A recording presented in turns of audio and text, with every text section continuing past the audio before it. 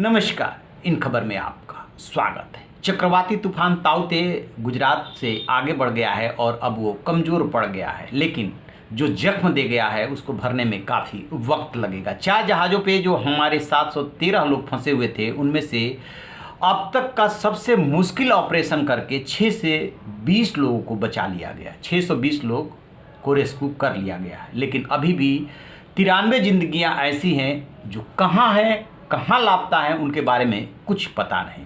दरअसल हुआ ये था कि हीरा ऑयल फील्ड का बॉम्बे हाई वाला जो इलाका है, वहाँ पे ONGC का बार्ज 305 पे 273 लोग सवार थे जो कि फंस गया था। उसको बचाने के लिए INS कोची को भेजा गया और जो भी पास में थे सबको लगाया गया।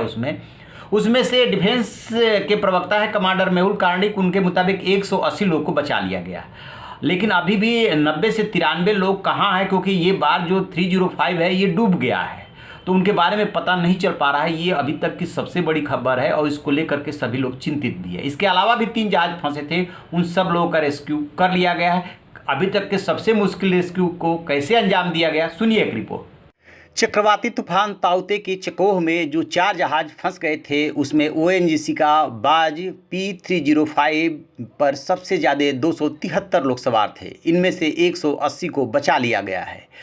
गैल कंस्ट्रक्टर पे 137 लोग सवार थे, जिनमें सबको बचा लिया गया है। बार्ज SS3 पे 202 लोग सवार थे, सभी सुरक्षित हैं। सागर भूषण पे 101 लोग सवार थे, वो इन्हें भी रेस्क्यू कर लिया गया है। P305 पर सोमवार शाम से ही रेस्क्यू चल रहा है। इसमें 273 में से 180 को ही बचाया जा सका है। बाकी के बारे में अभी कोई जानकारी नहीं मिल रही है।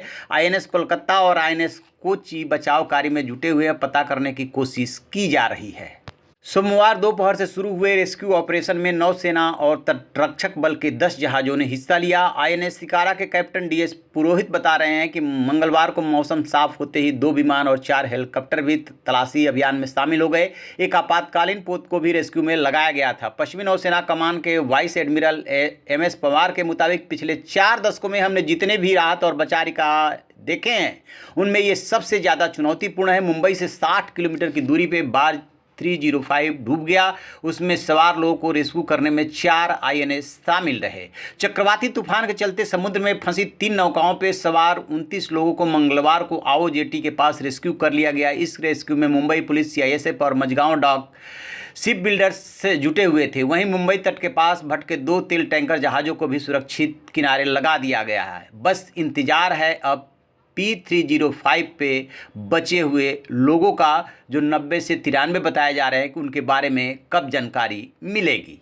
तो जैसा कि आपने सुना, बड़ा मुश्किल था और बहुत बड़ा तूफान भी था, लेकिन पहले से NDRF और उससे जुड़ी हुई जो एजेंसियां हैं वो सतर्क थी, लोगों को भी आगाह किया, समय रहते उनको मदद भी पहुंचाई, राहत एवं बचाव कार्य किया। नतीजा ये हुआ कि उसके हिसाब से देखेंगे, जितना बड़ा तूफान है उस हिसाब से डेथ कम हुई है और ये जो बचाव कार्य किया गया है ये बहुत बड़ा है, बहुत मुश्किल भरा काम था। तो इसके लिए जो भी नेवी लगी थी, NDRF लगा था और भी जो एजेंसियाँ लगी थी, वो निश्चित रूप से उन्होंने सराहनीय काम किया है। लेकिन अब जो है इंतजार है उन 90 से 93 लोगों के बारे में जानकारी की कि वो कहाँ हैं, सुरक्षित हैं। जैसे ही कोई अपडेट मिलेगा आपको बताएंगे। आप रहिए ना बेखबर, देखते रहिए इन खबर। Thank you.